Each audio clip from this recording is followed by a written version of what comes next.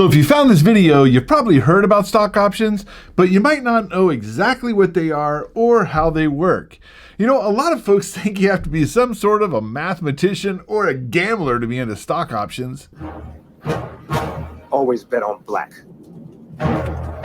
And some are worried if they get involved with stock options, they're just going to lose their entire life savings. But hey man, I get it, right? Stock options are a lot riskier than just buying regular shares. That's why you want to become educated on the different ones available and the risks and payoffs associated with each of them. That's why we're just devoting an entire video series to stock options. So in this one, we're just starting at the beginning. We're just going to break it down and just keep it simple. So in this video, you're going to understand what a stock option actually is. We're going to learn the different types of options, both calls and puts, as well as the different plays you can use on some of those. And we're going to talk about the different strategies behind the different options. Not only that, but man, we got to talk risk and the different risks and payoffs associated with each one of these.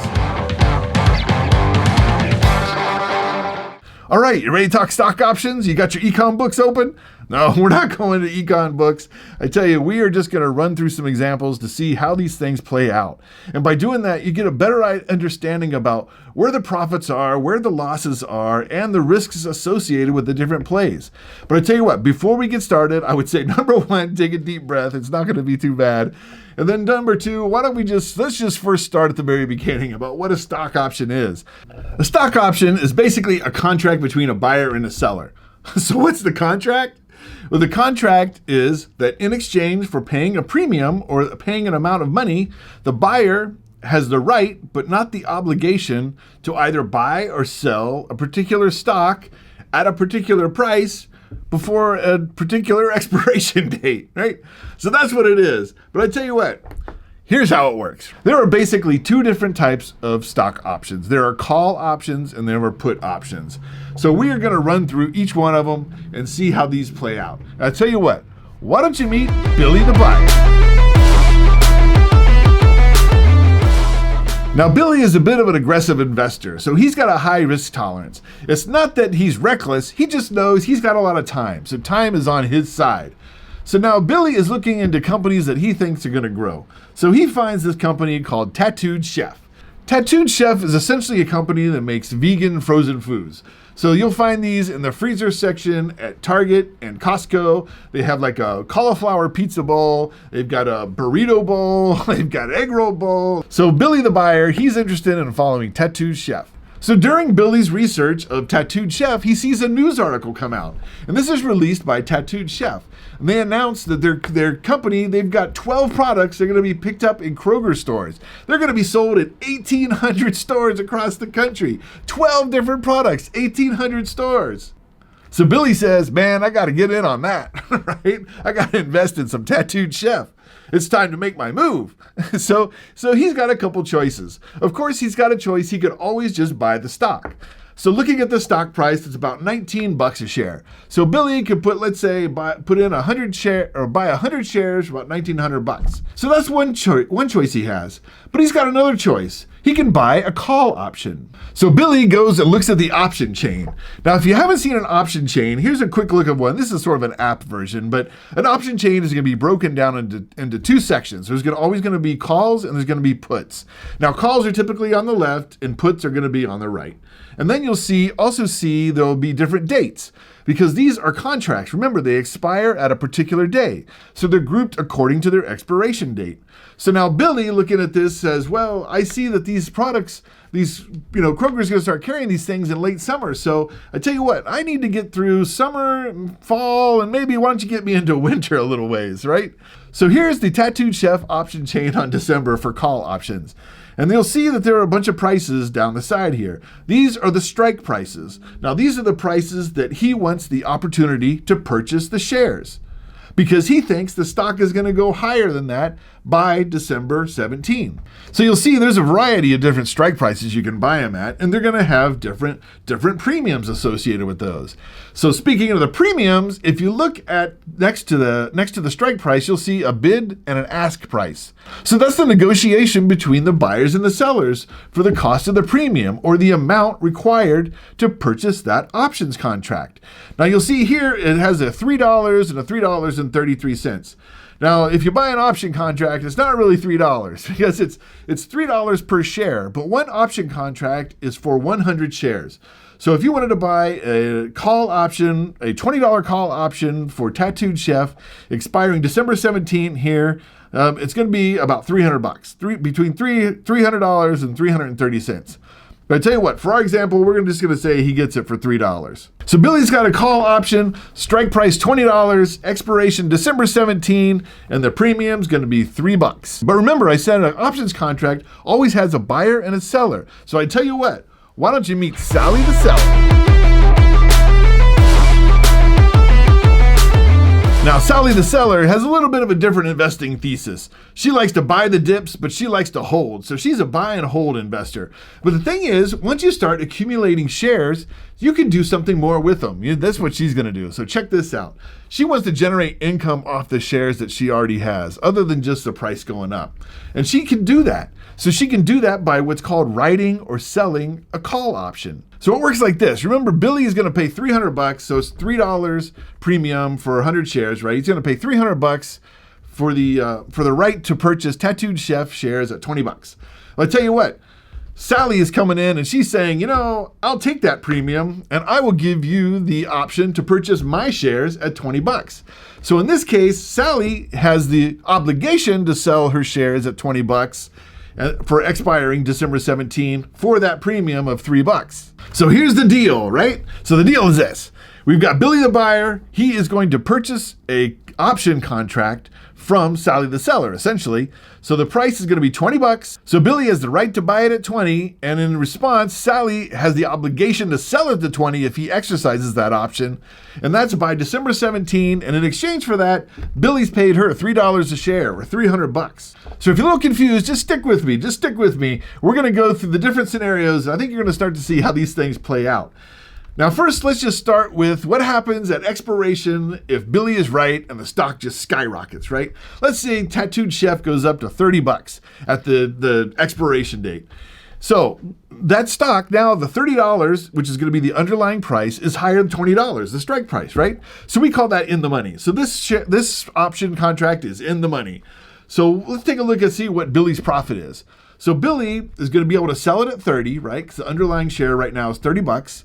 Then you subtract basically the strike price, because that's what he agreed to buy it at. So $30 minus $20. And then you also have to subtract the premium that he paid, that extra $3. So basically Billy comes out $7 a share ahead. That's his profit.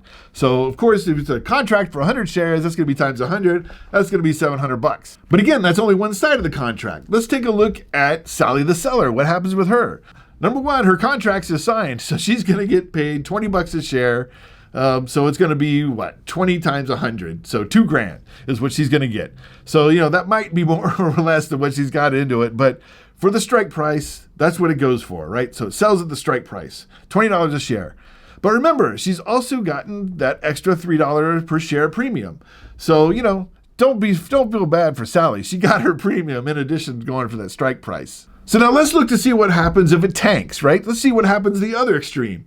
So if it tanks, let's just say the deal doesn't go through, everyone gets mad, they start selling the shares, right?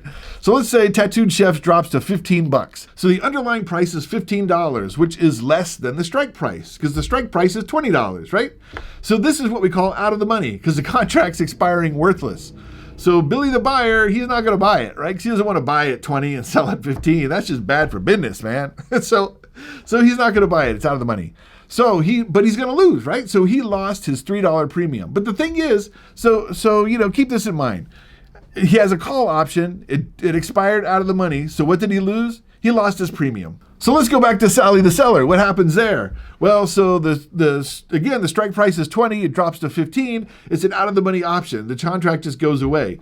So what happens? Doesn't get assigned, so she's still got her shares, and she collects that premium. So although her shares went from 20 to 15, she also has that premium to offset that. She's at that $3 premium, right? So really, it's kind of like a $17 share, let's say. But the thing is this, right? So Sally, she didn't lose her shares. She still has her shares. Do you know what she can do? She can sell another call option if she wants and try to make another premium. So let's say there's just no real excitement about this. Let's just say the stock stays flat. Technically, it is in the money because it hit the strike price, right? It hit $20, so the contract should be assigned. So now let's take a look at Billy's profit. Well, let's take a look. The underlying stock is $20, right? He has to buy it, right, for $20. So that's just a wash. That's just zero. But again, now he's going to be down $3 because he had to pay that premium to Sally the seller. So at the end of the day, he's down $3. So back to Sally the seller, right? Contract's in the money, so they get assigned, so she gets the $20 per share, right?